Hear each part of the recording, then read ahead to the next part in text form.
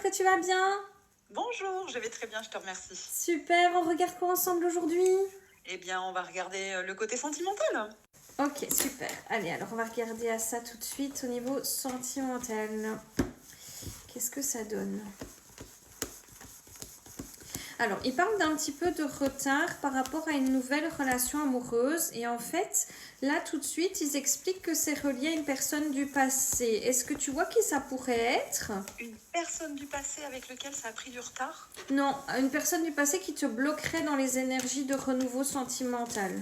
Alors ça, c'est une bonne question. Ils mettent la rupture et ils disent que c'est quelqu'un qui a pu te marquer au niveau amoureux. Ça parle quand tu m'as dit culture? Oui, exactement.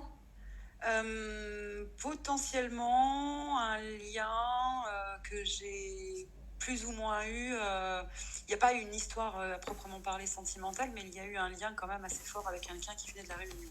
Ok, d'accord, mais ça doit être ça. Alors, mais c'est rien, c'est peut-être qu'il y a un lien d'âme entre vous. Et en fait, c'est très important qu'on puisse savoir qui est cette personne pour justement, tu vois, comprendre. Ouais, voilà. Tu vois, ils me disent qu'il y avait quand même un fort lien d'âme, ils me mettent les flammes jumelles. Ceci explique cela. Donc, en fait, si tu ressens un genre de lien avec cette personne et que vous êtes liés, je sais pas, que c'est trop bizarre, quoi, on te confirme bien que c'est le cas.